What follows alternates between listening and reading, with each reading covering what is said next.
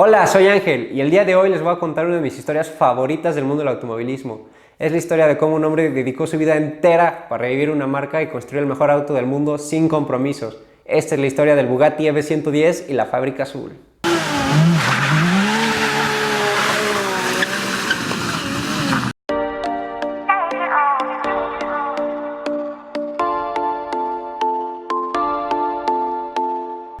Para entender el auto, primero necesitamos entender al hombre. El hombre que lo creó fue Romano Artioli. Él nació en 1936 en Moglia, Italia. Desde que era un pequeño bambino le llamaban la atención las máquinas y los coches. Le encantaba leer al respecto de cómo funcionaba todo esto. Pero la marca que más le llamó la atención fue Bugatti. ¿Por qué? Porque Ettore Bugatti era más que un ingeniero. Juntaba arte, filosofía, ingeniería para crear el mejor auto posible. Coches con lujo, coches hermosos, coches rápidos. Famosamente Bugatti decía, nada es demasiado caro, nada es demasiado bello. Desafortunadamente pasaron varias cosas en Bugatti y ya haremos una historia al respecto, pero tuvo que cerrar sus puertas en 1952. Mismo año que salió el señor cara de papa al mercado. ¿Comida de mono? ¿Para qué? Para los monos, tontito. ¿Coincidencia o destino? No lo sé. Desde entonces, Artioli juró que si nadie revivía la marca, iba a trabajar toda su vida para ganar suficiente dinero para comprarla, revivirla y hacer el coche de sus sueños. Un auto que haría a Ettore Bugatti orgulloso. Un auto digno de llevar la insignia de Bugatti. Y eso es justo lo que hizo Artioli. Trabajó durante los próximos 35 años de su vida para juntar suficiente dinero para comprar Bugatti. ¿Y qué hizo, se preguntan ustedes? Pues empezó en el negocio de los autos que tanto le fascinaban y llegó a tener una de las agencias de Ferrari más importantes de todo el mundo. Adicionalmente tenía agencias Fiat y además empezó a importar coches de Japón. Fue el primero y único importador de Suzuki en Italia, por ejemplo. De ahí sacó suficiente dinero para que en 1987 le alcanzara para comprar la marca Bugatti y crear por fin el coche de sus sueños. Artioli se dio la tarea de viajar por varias fábricas de autos de todo el mundo y se dio cuenta, en sus palabras, que todas eran lugares grises. Él, como italiano apasionado, tratando de crear el auto de sus sueños sin ningún compromiso, decidió que iba a crear la mejor fábrica del mundo. Esto significa una fábrica llena de lujos, siguiendo lo que decía Ettore Bugatti, nada demasiado caro, nada demasiado hermoso. Decía que sus trabajadores necesitaban todos los lujos posibles para poder crear el mejor auto del mundo. Y eso es lo que hizo Artioli. Dicen que se gastó aproximadamente 500 millones de dólares de ese entonces creando la fábrica. Por ejemplo, las paredes del área de ensamblado estaban de tal ángulo que el sol jamás podía entrar directamente. Esto significa que nunca les daba el sol directo en los ojos a los trabajadores y siempre tenían una luz indirecta muy cómoda. Otra cosa que hizo Artioli fue comisionar arte, literalmente comisionó trabajos de arte para el comedor de los trabajadores. Otro ejemplo es que el estudio de diseño monitoreaba la luz solar para que siempre compensara con las luces de adentro y tuviera una iluminación perfecta todo el día. Hasta se diseñó una persiana que iba a ir siguiendo el sol para que nunca les diera el sol directo a los diseñadores en la cara. Hasta se diseñó una pista de pruebas alrededor de la fábrica. Pueden ver en esta frenada, todas las medidas de seguridad estaban en su lugar. La única manera de saber si había un coche en pista es que te tienes que fijar en unas lucecitas que cambiaban de color. Si no, pues podría haber sido trágico. Pero era Italia en los 90s. Fábrica diseñada con pasión. ¿De dónde puso esta fábrica? No fue en Francia, fue en Italia. ¿Por qué? Porque dice que ahí es donde estaban los hombres con pasión, los hombres adecuados para construir su sueño. Estaba en la cuna del automovilismo italiano. Tenía de vecinos, por ejemplo, a Lamborghini, Ferrari, Maserati, De Tomaso. Esto pudo haber sido un error fatal. Contrató a Materassi como director técnico del proyecto. Estuvo involucrado en algunos coches como por ejemplo el 288 GTO, F40 y el Lancia Stratos. En cuanto a diseñadores, trabajó con varios, pero se acabó quedando con Gandini. No sé si también les suenen las creaciones de Gandini.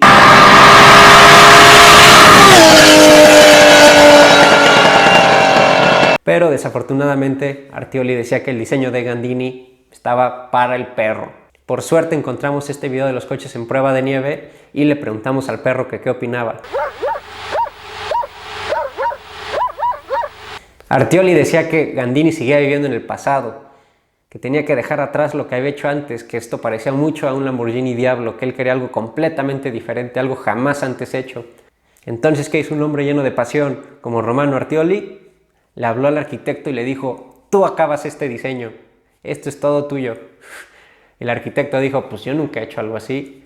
Y Artioli dijo, no importa, tú entendiste lo que quise para la fábrica, ahora te echas el coche. Y el arquitecto dijo, pues va, pues ¿ok?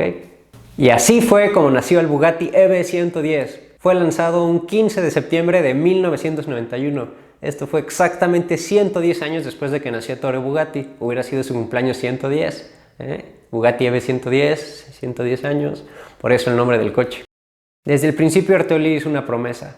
Dijo que si iba a hacer un Bugatti, tendría que ser tal cual lo hubiera hecho Ettore Bugatti si hubiera estado vivo en 1990. Es decir, mezclar arte, hacer un diseño hermoso y crear el coche más avanzado de su tiempo, siguiendo el lema de nada es demasiado caro, nada es demasiado hermoso. Por suerte el coche fue todo lo que prometió.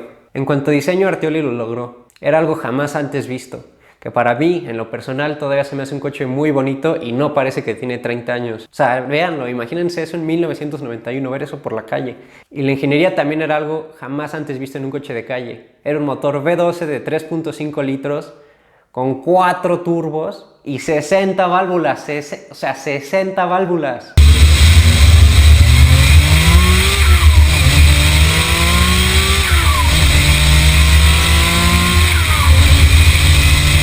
En pruebas llegaban a tener 900 caballos los coches y llegar hasta 10.000 revoluciones por minuto. ¿Se imaginan eso? Un V12 a 10.000 revoluciones por minuto. Hasta hoy en día es algo bastante impresionante. Pero los ingenieros decidieron bajarle un poquito a la versión de calle.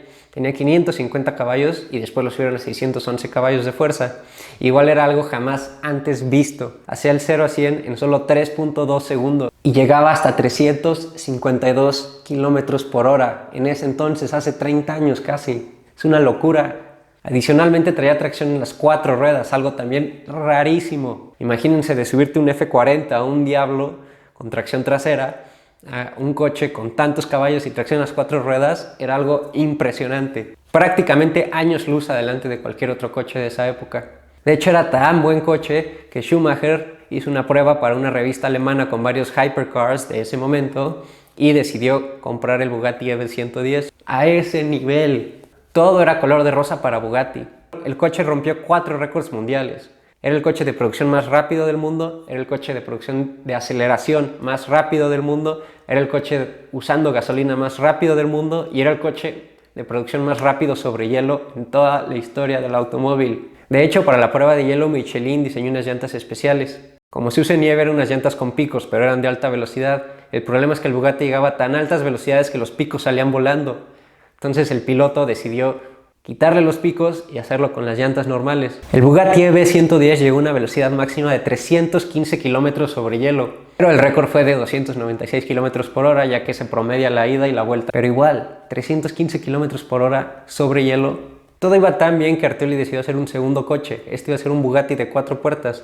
Muchos lo consideran el abuelo, un ancestro espiritual del Porsche Panamera de hoy en día. Tenía un motor V12 posicionado atrás del eje delantero para óptimo manejo, de 6 litros con 450 caballos de fuerza. Oficialmente se hicieron 2 coches y se rumora que hay un tercero. Uno se ha visto rodando por Mónaco hace poco. Tenía un precio proyectado de $2 millones, pero todo lo que empieza tiene un final. Y el Bugatti italiano llegó a su final en esa época. ¿Y qué fue lo que llevó al Bugatti italiano a su fin? ¡Era el mejor coche del mundo!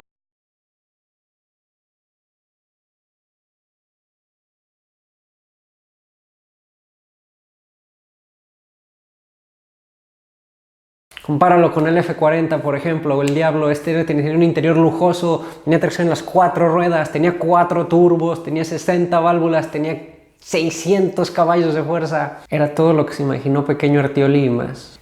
La fábrica azul cerró sus puertas en 1995. Se produjeron 96 GTs, 32 Super Sports y 2 de carreras. Hay mucho debate acerca de por qué acabó la empresa. Para empezar, el mundo completo entró en recesión en esa época. Fuera de que esto pudiera afectar las órdenes, esto afectó al yen. Hizo que el yen valiera el doble, por lo cual los Suzukis de Artioli valían el doble y entonces ya no tenía ingresos para mantener a Bugatti. Mientras que los Fiat sufrían de problemas bastante serios de calidad. Además, Artioli decidió comprar Lotus por 30 millones de libras en 1993. Entonces tenía 30 millones de libras menos para ayudar a Bugatti. Por otro lado, Artioli comenta que sus proveedores fueron chantajeados por la competencia que nunca nombra a sus vecinos. las marcas le decían a sus proveedores, si le sigues vendiendo a Bugatti, te dejamos de comprar nosotros. Y pues obvio, las marcas tenían un volumen mucho más importante que lo que tenía Bugatti, ¿no? Vendiendo 100 coches en 4 años. También Artioli dice que los periodistas italianos no podían hablar mucho acerca de Bugatti, que cuando lanzaron en París no había casi nada en la prensa italiana acerca del Bugatti, mientras que en todo el resto del mundo se comentaba acerca del EV110 y que se hizo un rumor de que estaba siendo financiado por la mafia. También Artioli cita una vez que llegó temprano a la fábrica y movió unos coches que iban directo a Alemania y estaba la dirección floja. Alguien vino en la noche y aflojó la dirección para coches que iban al autobahn, que con tal que estuviera pues, tantito floja podría ser algo desastroso, las velocidades que se desarrollan en Alemania. Y adicionalmente salió el McLaren F1, por ejemplo, entonces fueron varios factores, una tormenta perfecta. Haya sido cual haya sido la causa definitiva, el Bugatti EV110 y el Bugatti italiano dejó de existir ahí. La fábrica quedó abandonada completamente. Por suerte o por respeto, no ha sido vandalizada de ninguna manera. Todavía si entras, te puedes encontrar los cuadernos de ese día, el calendario de ese día, te puedes encontrar estas figuras medio espeluznantes, te puedes encontrar platos sucios todavía de aquel entonces, encuentras computadoras, todo lo dejaron tal cual. Es solo un fantasma de lo que fue. De hecho, el test driver de Bugatti en ese entonces dice que era una noticia que no quería creer, que se rehusaba a creer, y por lo mismo dejó su escritorio tal cual, con el deseo de algún día regresar como si nada hubiera pasado y seguir con su vida de test driver de Bugatti. Hoy en día los EV110 andan alrededor de $1 millón, pero yo creo que esto va a subir muchísimo más dado la importancia histórica que tienen y los números tan limitados que tienen. Artioli dice que trabajó 40 años de su vida para tener 7 de guerra. En mi opinión, aunque no haya durado, creo que el Bugatti EV110 y la manera de hacer la fábrica tuvo un enorme impacto en la historia del automóvil, que aún seguimos sintiendo el día de hoy con el poderoso Chiron. Si les gustó este video, suscríbanse, denos like y por favor comenten qué otro tipo de contenido les gustaría ver en este canal.